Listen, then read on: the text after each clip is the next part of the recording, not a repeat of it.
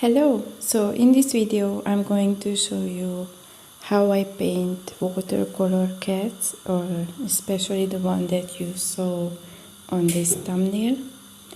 And I'm just going to show you how I get started with loose style sketching.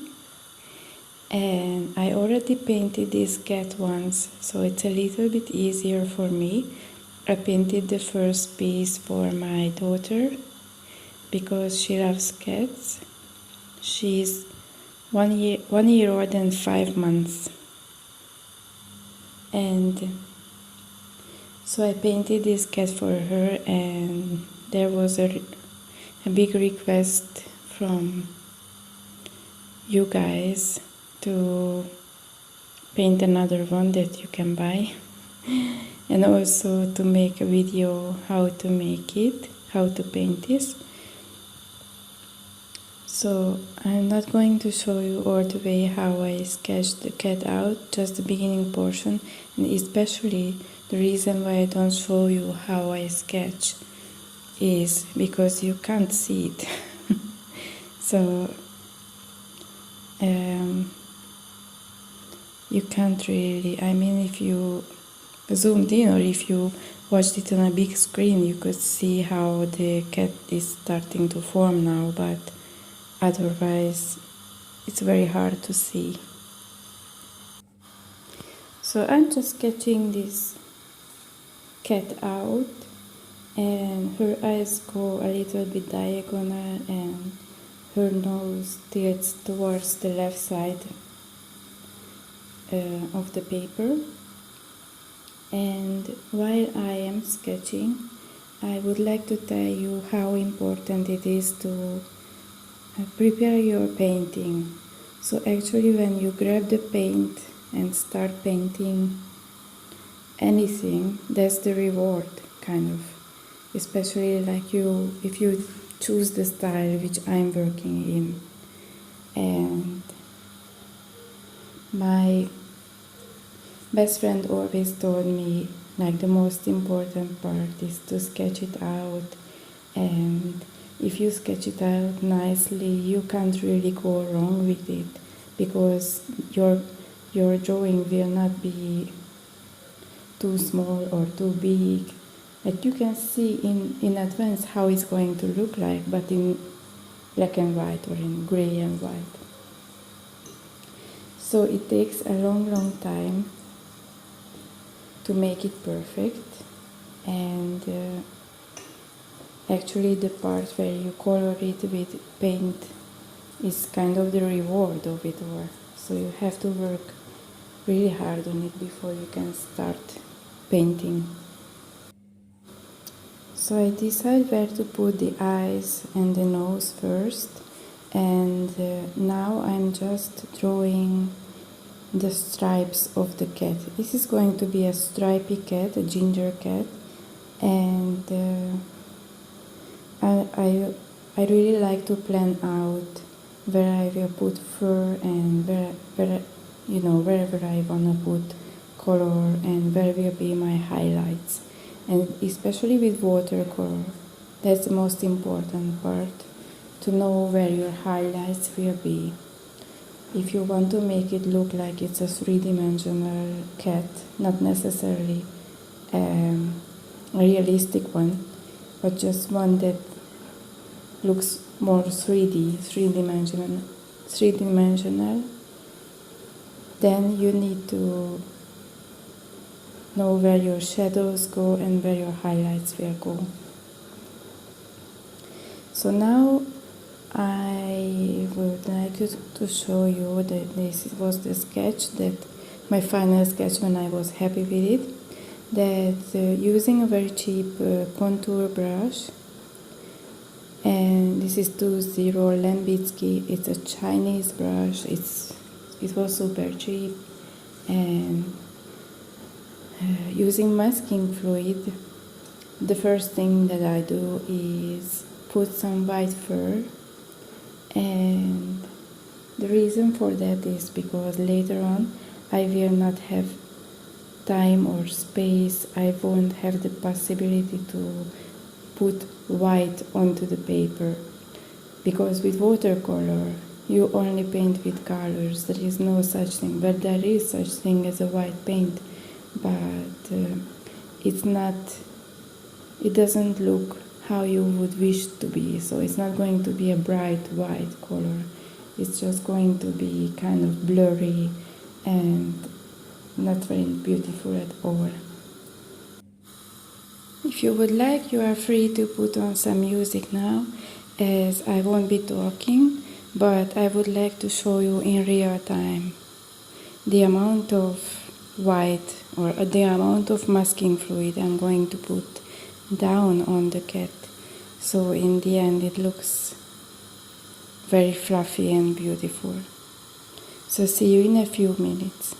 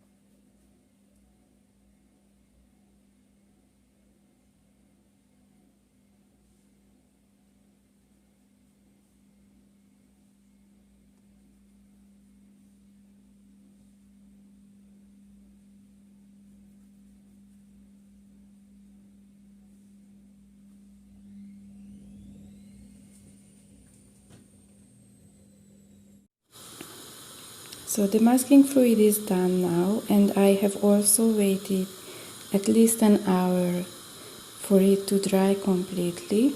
And this is important because if your masking fluid is still wet, it won't work at all. Like the paint will go underneath the stuff, and it basically will not work at all. So now I'm just wetting my paper. I didn't want to spend a lot of money on brushes that I'm only going to use for background wetting, so just basically putting water on the paper. So this brush is a really cheap brush from a grocery store. I think it wasn't even an art supply store where I bought it. So it's just something that you can also spare some money on, spending a lot of money on this thing. And I also make sure to roughly wet my entire paper, and the technique we use is called wet on wet technique. And basically, the more time you spend wetting your paper, the longer you will have to work on the painting. So it will just dry faster if you don't take your time. Some people wet it for 5 or 10 minutes even. So using Escoda Perla size 10 brush, I'm going to put everything down in the description, what I use. And I use quinacridone gold. And straight away I start painting the stripes that I put down earlier. And here you can be as messy as you would like to be. And this is one thing that I love about watercolors, that for a very long time, and especially when you paint on wet, especially in the beginning, like this is just an underlying color that won't even be very visible. You can be as messy as you want to be, because this is not going to be making a lot of difference. And I saw a lot of other teachers explaining how much water and how much paint they put down on the paper, and I just don't feel the need to control so much of what you are going to do. Like, I'm just showing you how I painted this painting, but I strongly encourage you to find your own style, your own rhythm, and your own way of doing things. Like, we don't all love the same style, and we don't all love the same things, like the same punctuality or messiness of a painting.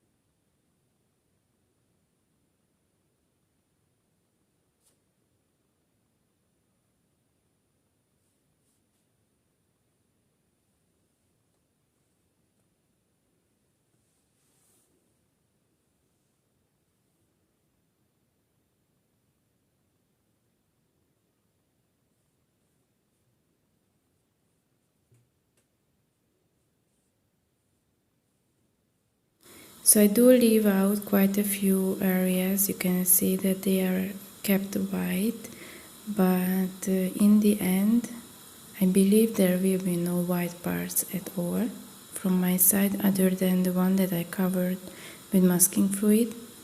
And the reason for that is just that I love color so much that I really wanted to be the lightest color, sort of like a golden yellow fur.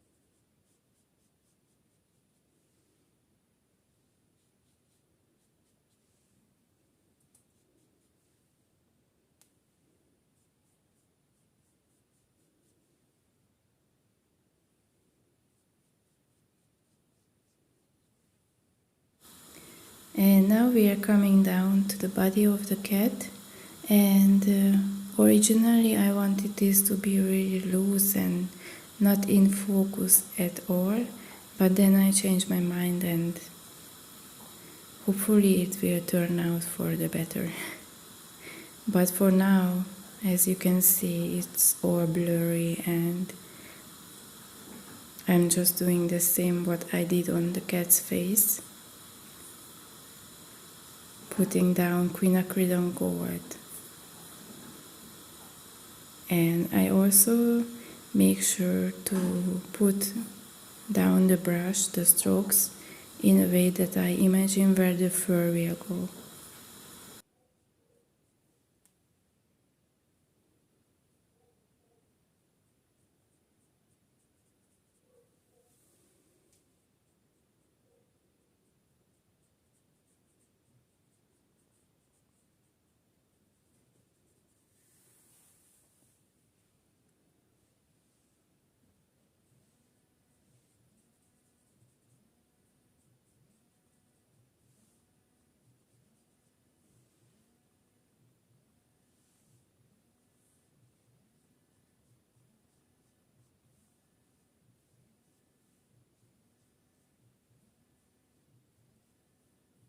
And I just keep going back and forth until I'm happy with the whole kind of stripiness, the colors, the highlights and the shadows of the cat for now. Later on this whole thing is going to change and the cat will not look anything like she is right now.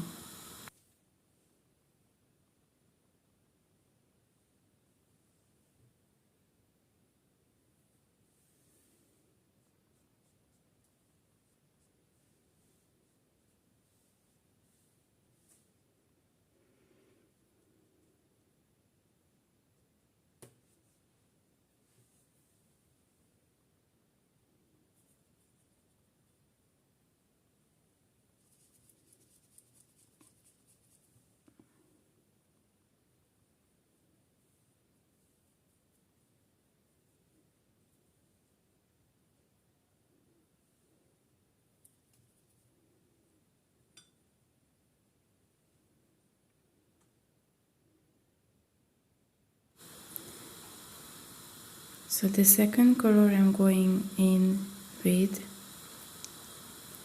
is a mixture of yellow ochre and quinacridone coral, which I'm going to later switch to quinacridone coral on its own. And the reason for that is because I just put down quinacridone gold, which is very close to yellow ochre, and when I put down quinacridone coral, it's going to turn out just the same mixture. I really love these two colors together. They turn out kind of like a peachy pink, which I love. And yeah, I'm just doing the same thing, going over the stripy parts, the part underneath the cat's eye, and then going down towards the body.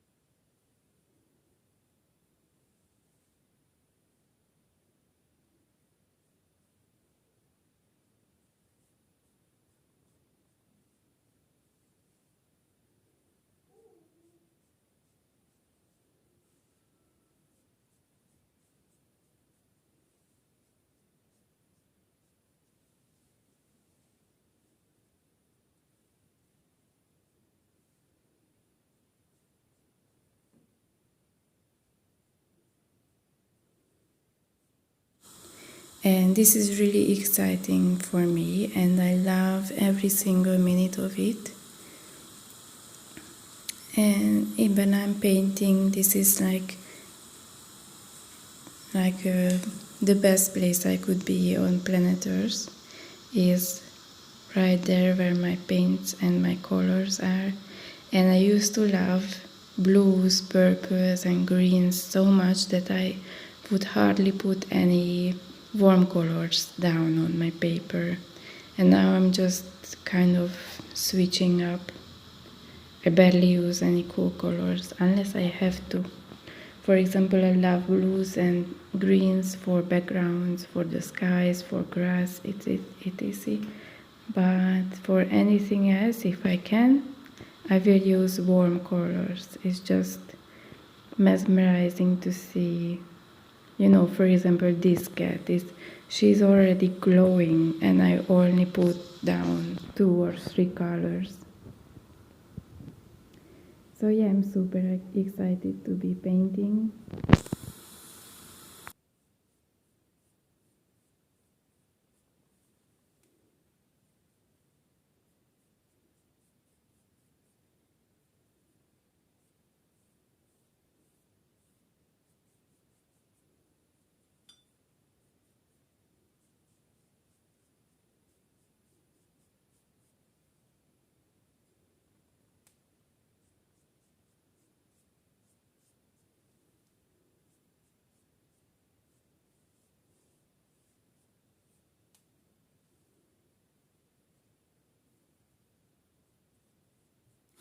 And slowly, ever so slowly, you can see that her fur is getting darker and darker by the minute, and it's going to be like 10 times darker in the end.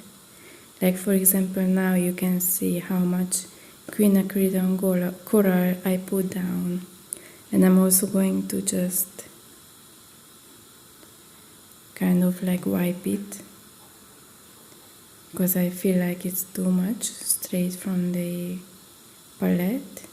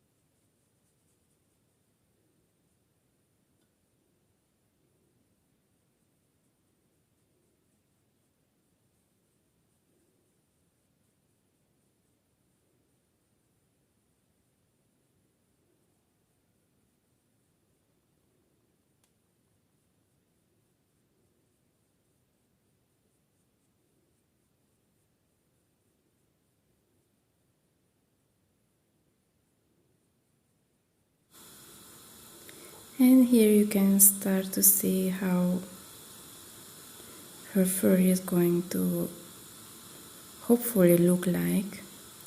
Just much brighter, much more colorful, and I will add some thinner strokes as well to make it seem like, you know, sometimes the hair strokes are visible.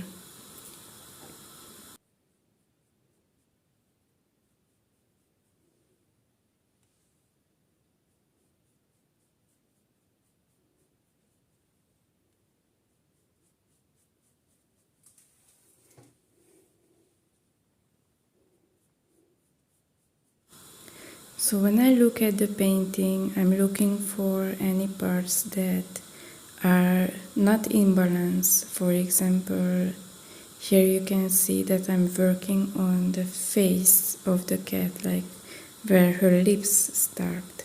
And I can see that there is not enough shadows there, there are not enough strokes of colors. So I'm just going to make it a little bit darker, and I keep doing this until I finish my painting.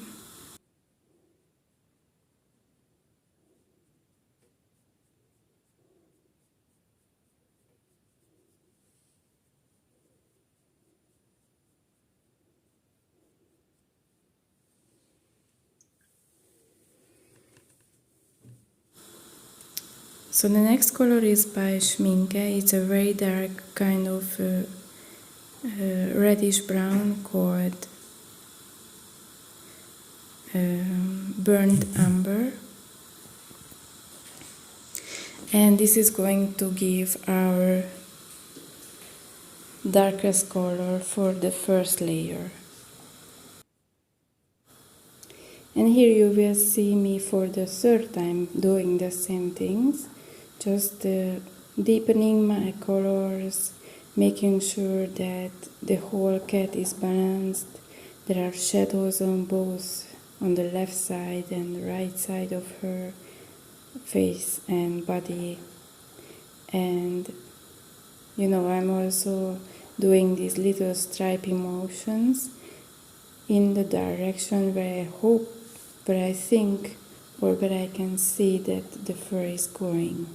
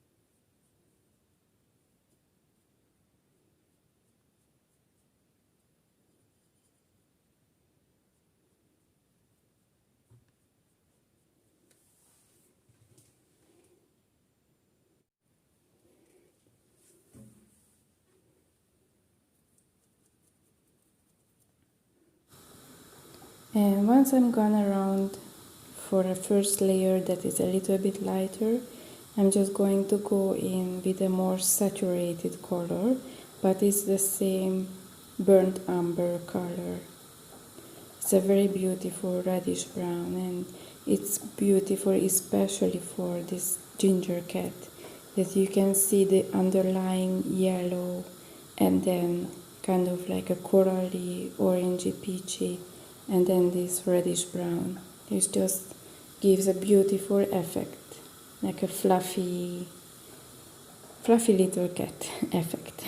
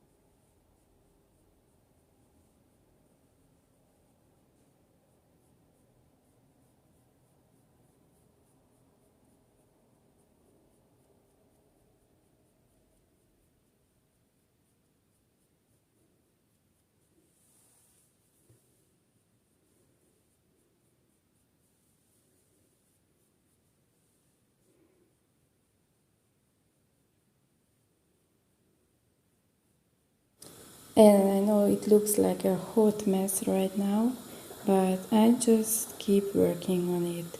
Like some parts are already drying, so you have to be fast and you have to keep working.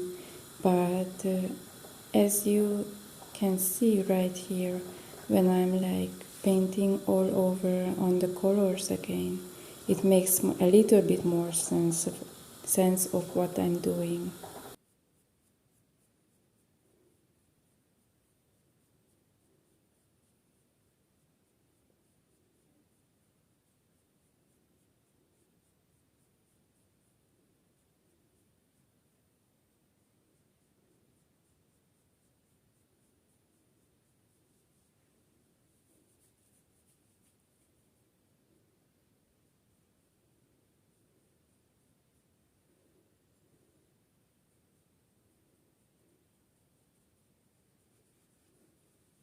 So I would also like to make sure that my nose is highlighted enough and the eyes are going to be beautiful, and I need to prepare for that.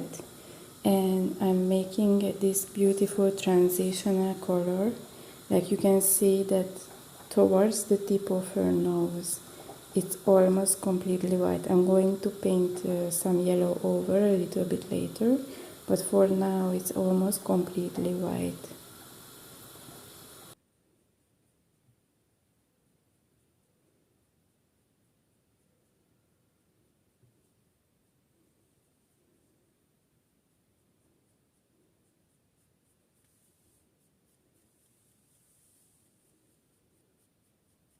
So now I can see that my cat is way too highlighted. I don't like the white bits, so I'm just going to go over with yellow ochre, no, sorry, with quinacridone gold again, and I'm going to paint where I think the highlights are. So originally these were the whites, the parts that we kept white. And now we are just going to make sure that they are all kind of this golden yellow.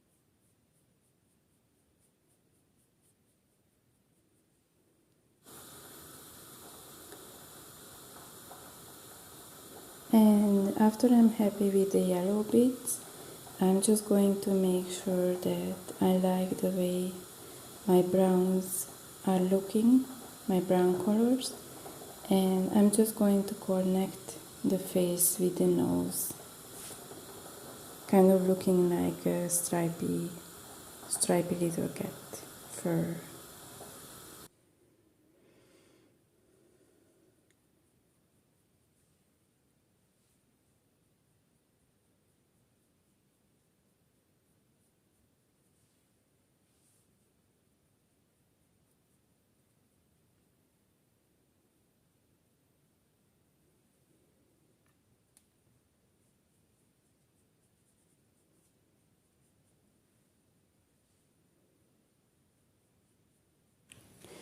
So right now my cat a little bit looks like a stray cat, but I promise you she's going to look beautiful when she's ready. And now I'm just going to clean up the background because I think that she became a little bit too furry on the left hand side, sorry. So I'm going to clean up some of the fur that I made for her and just blur out the background. But it's going to be a white background anyway, so there will be not much color going on there.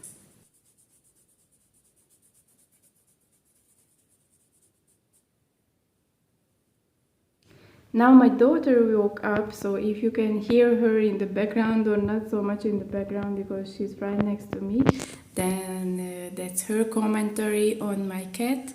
So just, yay!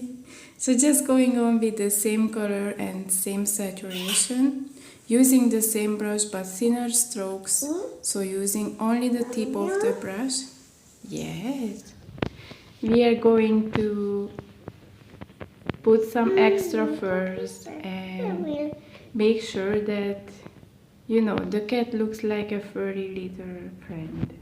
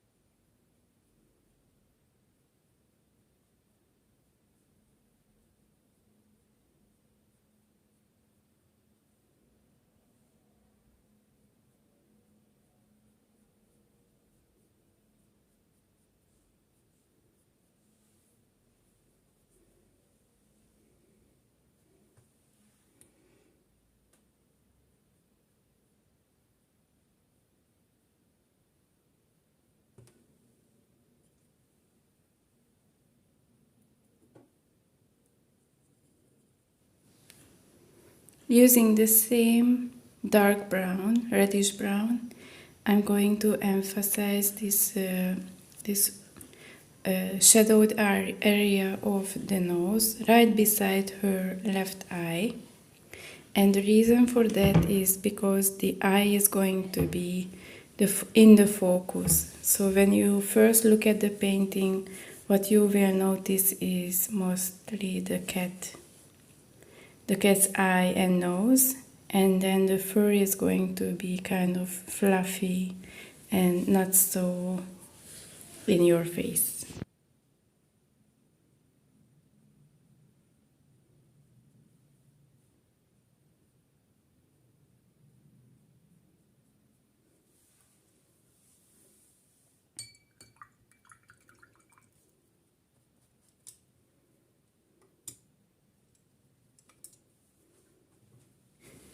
Switching up my brush here, I'm going to use Escoda Perla size 4, and I'm going in with Vandyke Brown by Schminke, and I also mix it a little bit with the Burnt Umber by Schminke, and using very light hand, I'm just going to paint another 1,000 strokes as cat hairs.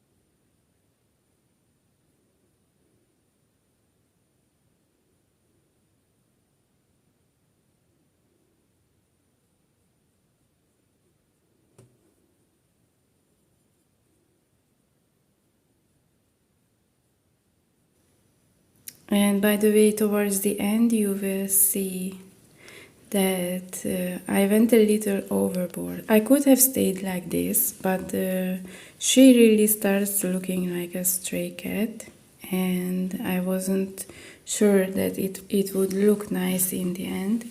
So you will see that I actually remove some of these browns in the end. Yes! So the main thing here is to try to go in the direction where you see the cat fur naturally goes. So it goes above and around her face, and you can't go wrong with that.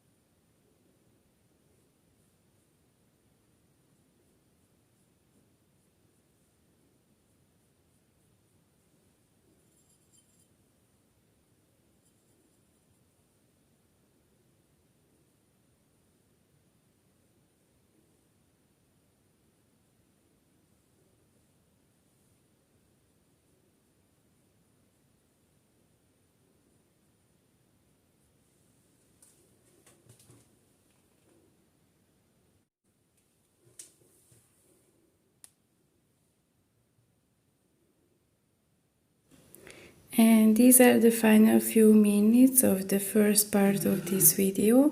Now we are going to let this dry. But before that, I'm just going to melt these colors here on the right side of our paper together, because I think it went a little overboard. Yay! Tita, which is cat in Hungarian. Yay! So now we are just going to let it dry and return after it's dried for more.